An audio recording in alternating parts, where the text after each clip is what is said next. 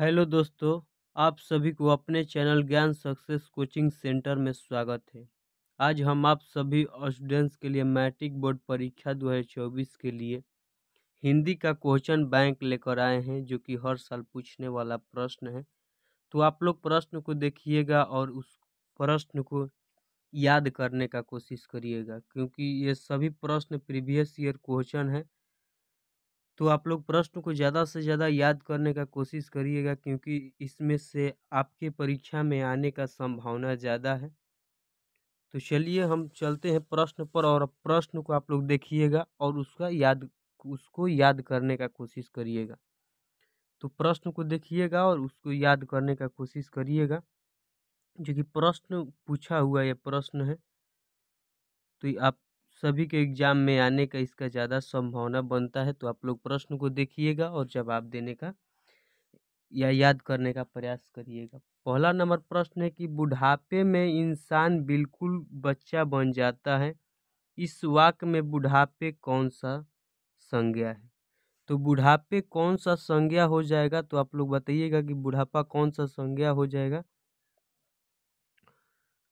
तो बुढ़ापे इनमें से कौन सा संज्ञा हो जाएगा? तो बुढ़ापा जो कि भाव को बताता है हमारे, कौन सा भाव है, तो बिल्कुल ये भाववाचक संज्ञा हो जाएगा। तो आप लोग याद रखिएगा बुढ़ापा कौन सा हो जाएगा, कौन सा संज्ञा हो जाएगा तो भाववाचक संज्ञा लगाइएगा अगर आप लोग के एग्जाम में आए तो। अगला प्रश्न है कि विशेषण के मुख्यतः कितने भेद होते हैं? तो विशेषण के मुख्यतः कितने भेद होते हैं? तो विशेषण के मुख्यतः कितने भेद होते हैं? तो 4 भेद याद रखिएगा। 3 नंबर प्रश्न है कि आपने क्या खाया, इस वाक्य में क्या कौन सा सर्वनाम है? तो क्या जो कि ये किस चीज़ को बता रहा है कि आपने क्या खाया? तो आप लोग अनुमान लगा सकते हैं कि ये प्रश्न का बात कर रहा है कि आपने क्या खाया।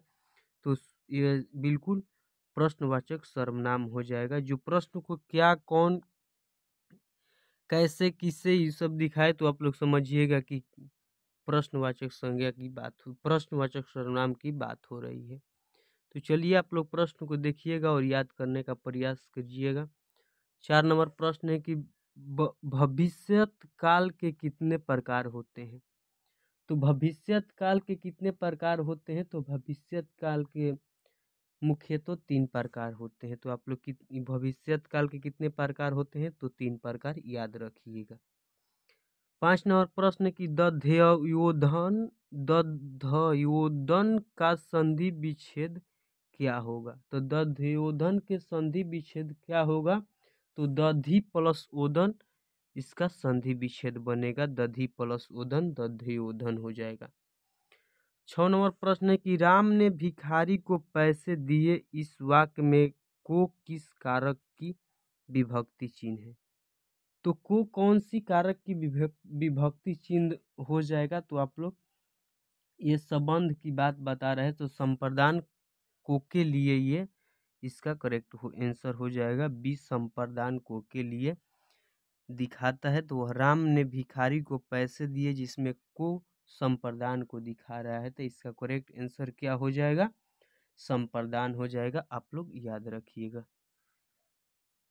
7 नंबर प्रश्न को देखिएगा। 7 नंबर प्रश्न है कि लोह पुरुष में कौन सा समास है?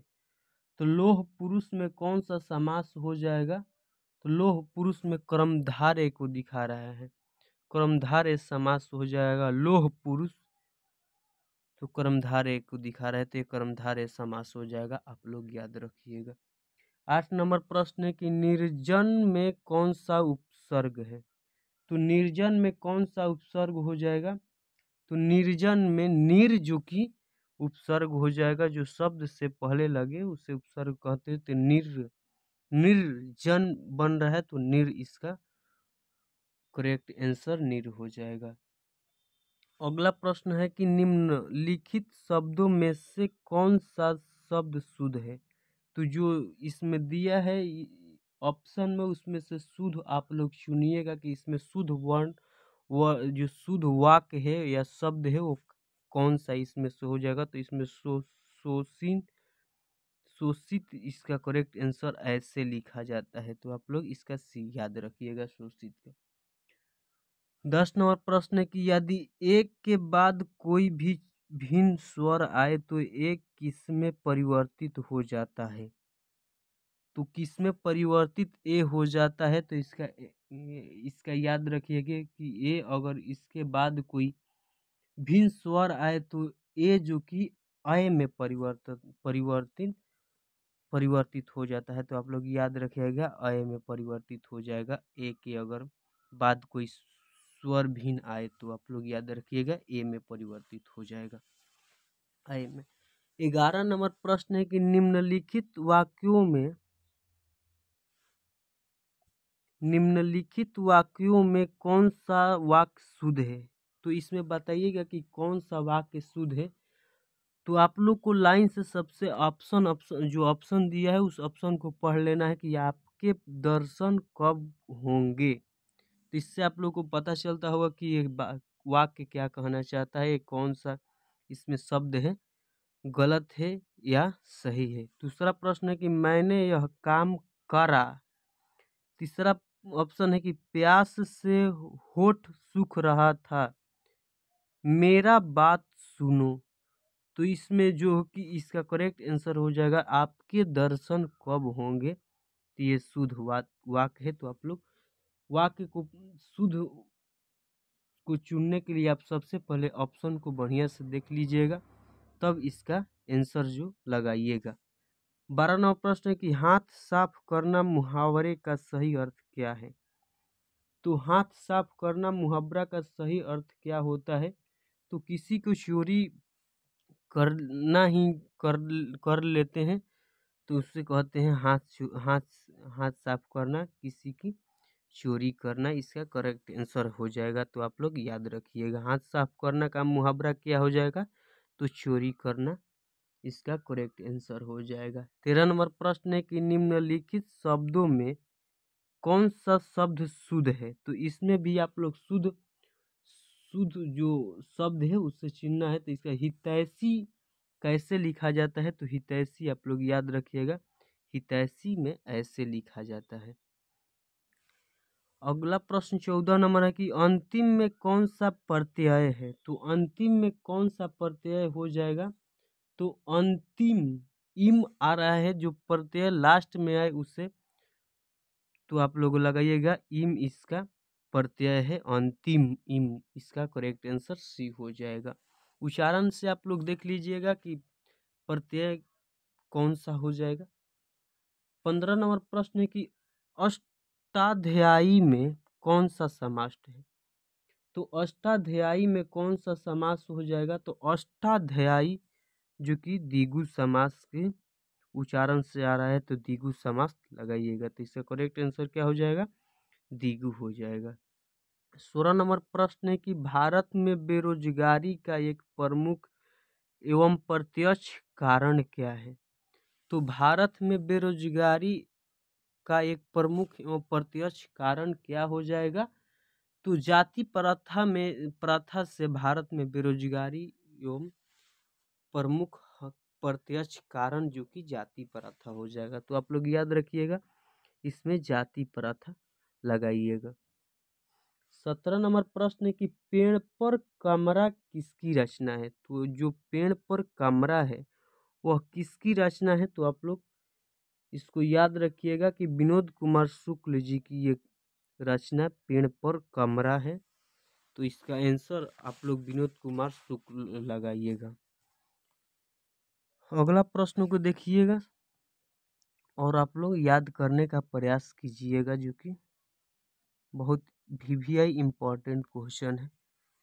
18 नंबर प्रश्न है कि बी आर नारायण ने किस कहानी का अनुवाद किया? तो जो इसमें कहानी दिया है ऑप्शन में आप लोग बताइएगा कि बी आर नारायण ने इन ऑप्शन में से किस कहानी का अनुवाद किए थे? तो इसका करेक्ट आंसर क्या हो जाए? दही वाली मांगमा के अनुवाद किए थे। तो इसका करेक्ट आंसर क्या हो जाएगा? दही वाली मांगमा हो जाएगा। 19 नंबर प्रश्न, कवयित्री अनामिका का जन्म कहाँ हुआ था? तो जो कवयित्री अनामिका थी, उनका जन्म कहाँ कब हुआ था? तो आप लोग इसका आंसर लगाइएगा। 1961 ईस्वी में कवयित्री अनामिका का जन्म हुआ था। 20 नंबर प्रश्न की घानानंद की भाषा क्या है? तो घानानंद जी की भाषा क्या थी? तो वो वर्ज भाषा के कवि थे। तो आप लोग लगाइएगा कि वर्ज भाषा के घानानंद कवि थे। 21 नंबर प्रश्न की किसके अनुसार सेनों ने सिद्धांतों को भी बदल लिया था? तो किसके अनुसार सेनों ने सिद्धांतों को भी बदल लिया था? तो खोखा के अनुसार सेनों ने अपने सिद्धांतों को बदल लिया था। तो आप लोग लगाइएगा खोखा के अनुसार। 22 नंबर प्रश्न की दारिश नामक सोने के सिक्कों से भरा घड़ा किसे मिला था? तो दारिश नामक सोने के सिक्कों से भरा घड़ा किसे मिला था? तो वारन हेस्टिंग्स को सोने के सिक्के भरा मिला था। तो आप लोग लगाइएगा वारेन हेस्टिंग्स। याद रखिएगा कि दारिश नामक सोने के सिक्के से भरा घड़ा किससे मिला था? तो वारेन हेस्टिंग्स को मिला था। 23 नंबर प्रश्न है कि ढहते विश्वास किस भाषा से अनुदित है? तो ढहते विश्वास किस भाषा से अनुदित है? तो इसका आंसर क्या हो जाएगा? उड़िया भाषा से ढहते विश्वास को अनुदित किया गया है। तो इसका आंसर लगाइएगा उड़िया भाषा। दूर चट्टानों की ठंडी गोद में किस कवि की पंक्ति है? जो ये पंक्ति है दूर चट्टानों की ठंडी गोद में किस कवि की पंक्ति है? तो इसका करेक्ट आंसर रेनर मारिया रिल्के जी की पंक्ति है। तो आप लोग रेनर मारिया रिल्के लगाइएगा। अगला प्रश्न कहता है कि जीवानंद दास की किस कविता को प्रबुद्ध आलोचकों द्वारा रविंद्रोत्तर युग को श्रेष्ठतम प्रेम कविता की संज्ञा दी गई है? तो आप लोग बताइएगा कि कौन सी संज्ञा जो कि जीवानंद दास की कविता को दिया गया है? तो इसका आंसर क्या हो जाएगा? वन लता सेन इसका करेक्ट आंसर हो जाएगा। 26 नंबर प्रश्न है कि आध्यात्मिक शिक्षा से गांधी जी का क्या अभिप्राय है? तो आध्यात्मिक शिक्षा से गांधी जी को क्या अभिप्राय है? तो इसका आंसर क्या हो जाएगा? हृदय की शिक्षा इसका करेक्ट आंसर हो जाएगा। 27 नंबर प्रश्न को देखिएगा। अभिनव में 19 दिनों के प्रवास के दौरान लेखक ने कितने गद्य की रचना की? तो लेखक ने अभिनव में जब 19 दिन का प्रवास हुआ था तो उस दौरान लेखक ने कितने गद्य की रचना की थी? तो इसका आंसर क्या हो जाएगा? 27 गद्य की रचना किया था। तो इसका आंसर 27 लगाइएगा। 28 नंबर प्रश्न है कि धरती कब तक घूमेगी किस भाषा से अनुदित कहानी है? तो धरती कब तक घूमेगी किस भाषा से अनुदित कहानी है? तो ये राजस्थानी भाषा से अनुदित कहानी है। तो राजस्थानी भाषा लगाइएगा। 29 नंबर प्रश्न है कि पापाती को कौन सा रोग था? तो पापाती का कौन सा रोग था? तो इसका आंसर क्या हो जाएगा? तो उसे मेनिनजाइटिस का रोग था। तो इसका आंसर क्या लगाइएगा आप लोग? मेनिनजाइटिस इसका करेक्ट आंसर हो जाएगा। 30 नंबर प्रश्न है कि वारेन डंगवान को किस कृति के लिए साहित्य अकादमी पुरस्कार मिला? तो वीरेंद्र डंगवान को किस कृति के लिए साहित्य अकादमी पुरस्कार मिला था? तो दुष्चक्र में सृष्टा के लिए उसे वीरेंद्र डंगवान को साहित्य अकादमी पुरस्कार मिला था। तो आप लोग याद रखिएगा। 31 नंबर प्रश्न है कि परदेश की विधा पढ़ने का क्या परिणाम हुआ? तो परदेश की विधा पढ़ने का क्या परिणाम हुआ? तो इसका आंसर क्या हो जाएगा? सबकी बुद्धि विदेशी हो गई। तो इसका करेक्ट आंसर क्या हो जाएगा? सबकी बुद्धि विदेशी हो गई इसका करेक्ट आंसर हो जाएगा। 32 नंबर प्रश्न है कि नगर कहानी किस लेखक द्वारा रचित है? तो नगर कहानी किस लेखक द्वारा रचित है, तो इसका आंसर लगाइएगा सुजाता के द्वारा नगर कहानी का लिखा गया है, तो इसका करेक्ट आंसर सुजाता हो जाएगा। लेखक के अनुसार मनुष्य के नाखून किसके जीवंत प्रतीक है? तो लेखक के अनुसार मनुष्य के नाखून किसके जीवंत प्रतीक है? तो इसका आंसर क्या हो जाएगा? तो इसका करेक्ट आंसर हो जाएगा पाशविक प्रवृत्ति, इसका करेक्ट आंसर हो जाएगा। तो आप लोग याद रखिएगा। 34 नंबर प्रश्न को देखिएगा कि हजारी प्रसाद द्विवेदी का जन्म कब हुआ? तो हजारी प्रसाद द्विवेदी जी का जन्म कब हुआ था? तो इसका आंसर 1907 ईस्वी में हजारी प्रसाद जी का जन्म हुआ था। अगला प्रश्न है कि रही रास किसकी रचना है? तो रही रास किसकी रचना हो जाएगा? तो आप लोग लगिएगा कि गुरु नानक जी का रही रास ये रचना है, तो इसका करेक्ट आंसर गुरु नानक हो जाएगा। 36 नंबर प्रश्न है कि लक्ष्मी के बड़े पुत्र का क्या नाम था? तो लक्ष्मी के बड़े पुत्र का क्या नाम था? तो आप लोग अच्युत, इसका करेक्ट आंसर हो जाएगा। लक्ष्मी के बड़े पुत्र का नाम था अच्युत, इसका करेक्ट आंसर ए हो जाएगा। आप लोग प्रश्न को देखते चलिएगा और इसे याद करने का प्रयास करिएगा, क्योंकि VVI ऑब्जेक्टिव क्वेश्चन है। आप सभी के हिंदी से ये प्रश्न है, तो आप लोग देखिएगा, प्रश्न को याद करने का प्रयास करिएगा, क्योंकि ये सभी प्रश्न हर साल एग्जाम में पूछता है। हम वही प्रश्न करा रहे हैं जो कि आप लोग के हर साल एग्जाम में पूछा हुआ प्रश्न है। तो आप लोग रिवाइजिंग करिएगा प्रश्न को और देखते चलिएगा। 37 नंबर प्रश्न है कि एक वृक्ष की हत्या कविता में कवि शहर को किससे बचाने की बात करता है? तो वृक्ष की हत्या कविता में कवि शहर को किससे बचाने की बात करता है? तो वो जो कि नादिरों होते हैं, नादिरों से शहर को बचाने की बात करते हैं। तो इसका करेक्ट आंसर क्या हो जाएगा? नादिरों हो जाएगा। आप लोग याद रखिएगा। 38 नंबर प्रश्न है कि गांधी जी का दक्षिण अफ्रीका प्रवास कब से कब तक था? तो गांधी जी का दक्षिण अफ्रीका का प्रवास कब से कब तक था? तो 1853 ईस्वी से 1914 ईस्वी तक गांधी जी की दक्षिण अफ्रीका का प्रवास था। तो आप लोग इसका आंसर लगाइएगा। 1853 ईस्वी से 1914 ईस्वी तक गांधी जी का दक्षिण अफ्रीका में प्रवास था। तो इसका आंसर ए हो जाएगा। अगर आप लोग के एग्जाम में आए तो इसका आंसर 1893 से ईस्वी से 1914 ईस्वी तक लगाइएगा। 39 नंबर प्रश्न को देखिएगा।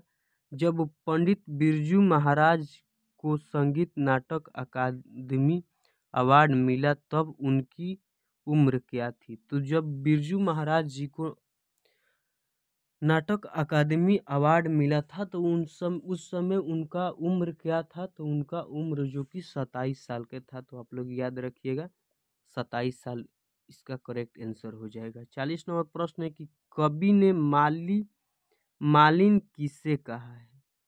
तो कवि ने माली या मालिन किसे कहा है? तो इसका आंसर हो जाएगा कृष्ण राधा को कवि ने मालिन कहा है।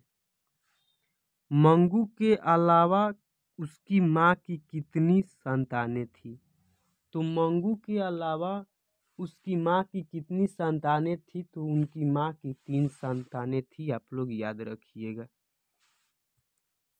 42 नंबर प्रश्न है कि अज्ञे का जन्म कब हुआ? तो अज्ञे जी का जन्म कब हुआ था? तो अगर आप लोग के एग्जाम में आए तो अज्ञे जी का जन्म 1911, आप लोग याद रखिएगा 1911 लगाइएगा। 43 नंबर प्रश्न है कि दिनकर को किस कृति के लिए ज्ञानपीठ पुरस्कार मिला? तो दिनकर जी को किस कृति के लिए ज्ञानपीठ पुरस्कार मिला था? तो इसका आंसर जो कि उर्वशी कविता से उनकी ज्ञानपीठ पुरस्कार मिला था दिनकर जी को। तो आप लोग उर्वशी इसका करेक्ट आंसर लगाइएगा। 44 नंबर प्रश्न है कि नौबत खाने में इबादत साहित्य की कौन सी विधा है? तो नौबत खाने में इबादत साहित्य की कौन सी विधा हो जाएगी? तो यह व्यक्ति चित्र की बात है, तो ये व्यक्ति चित्र आप लोग लगाइएगा। 45 नंबर प्रश्न है कि पंडित बिरजू महाराज लखनऊ घराने की किस पीढ़ी के कलाकार हैं? तो पंडित बिरजू महाराज लखनऊ घराने की किस पीढ़ी के कलाकार हैं? तो कौन से पीढ़ी के कलाकार थे? तो जो 7वीं पीढ़ी होती है उस पीढ़ी से पंडित बिरजू महाराज जी का कलाकार थे, तो आप लोग 7वीं पीढ़ी लगाइएगा। 46 नंबर प्रश्न है कि सीता के बेटों ने सीता को कितने रुपए माहवारी खर्च देने का निर्णय लिया? तो सीता का जो बेटा था वो सीता को कितने रुपया माहवारी खर्च देने का निर्णय लिया था? तो इसका आंसर क्या हो जाएगा? वो 50 रुपया देने का निर्णय लिया था। तो इसका आंसर आप लोग याद रखिएगा, 50 नंबर लगाइएगा अगर एग्जाम में आए तो। 47 नंबर प्रश्न को देखिएगा। 47 नंबर प्रश्न है कि उत्तर भारत से नागरी लिपि के लेख कब से मिलने लगते हैं? तो उत्तर भारत से नागरिक लिपि के लेख कब से मिलने लगते हैं? तो इसका आंसर क्या हो जाएगा? तो 8वीं सदी से उत्तर भारत के नागरिक लिपि का लेख मिलने लगते हैं। तो इसका आंसर आप लोग लगाइएगा, 8वीं सदी से भारत में नागरी लिपि का लेख मिलने लगे। 48 नंबर प्रश्न है कि बहादुर पर कितने रुपए की चोरी का इल्जाम लगा था? तो बहादुर पर कितने रुपये का चोरी का इल्जाम लगा था? तो 11 रुपये का आप लोग याद रखिएगा कि 11 रुपये का इल्जाम बहादुर पर चोरी का लगा था। 49 नंबर प्रश्न है कि भारत माता कविता में भारत का कैसा चित्र प्रस्तुत किया गया है? तो भारत माता कविता में भारत का कैसा चित्र प्रस्तुत किया गया है? तो इसका आंसर हो जाएगा यथा तथ्य। इसका करेक्ट आंसर हो जाएगा यथा तथ्य चित्र का प्रस्तुत किया गया है। 50 नंबर प्रश्न को देखिएगा, जो कि आप सभी का लास्ट प्रश्न होगा, जो कि VVI प्रश्न है। आप लोग देखिएगा, जाति अस्मिता की दृष्टि से इतिहास का प्रवाह कैसा है? तो जाति अस्मिता की दृष्टि से इतिहास का प्रवाह कैसा है? तो आप लोग विच्छिद्र और अविच्छिद्र दोनों इसका करेक्ट आंसर हो जाएगा, आप लोग याद रखिएगा। ये सभी प्रश्न VVI ऑब्जेक्टिव क्वेश्चन है, तो उम्मीद है आप सभी स्टूडेंट्स को समझ में आया होगा, जो कि प्रश्न हर साल ये पूछने वाला प्रश्न है। तो आप लोग याद रखिएगा, और आप सभी स्टूडेंट्स को अगर अच्छा क्लास लगा होगा तो लाइक करिएगा, अपने दोस्तों को पास शेयर करिएगा, और हमारे साथ जुड़ने के लिए आप चैनल को सब्सक्राइब कर लीजिएगा, और प्रतिदिन हमारे साथ जुड़कर अपने तैयारी को अच्छा से सफल बनाइएगा। तो चलिए हम लोग मिलते हैं नेक्स्ट क्लास में, तब तक के लिए हमारे साथ जुड़ने के लिए आप सभी स्टूडेंट्स को धन्यवाद। मिलते हैं नेक्स्ट क्लास में। अपनी तैयारी को आप लोग क्वेश्चन बैंक को सहारे आप लोग ज़्यादा से ज़्यादा कोशिश करिएगा कि क्वेश्चन बैंक हम लोग ज़्यादा रिवाइजिंग करें। तो चलिए मिलते हैं हम लोग नेक्स्ट क्लास में, तब तक के लिए आप लोग अपनी तैयारी में अच्छा खासा समय बिताइए, और आप लोग तैयारी को अपना सफल बनाइए। तो चलिए आप सभी स्टूडेंट्स को फिर से एक बार धन्यवाद। तो चलते हैं हम लोग नेक्स्ट क्लास में मिलेंगे आप सभी स्टूडेंट्स के साथ फिर से।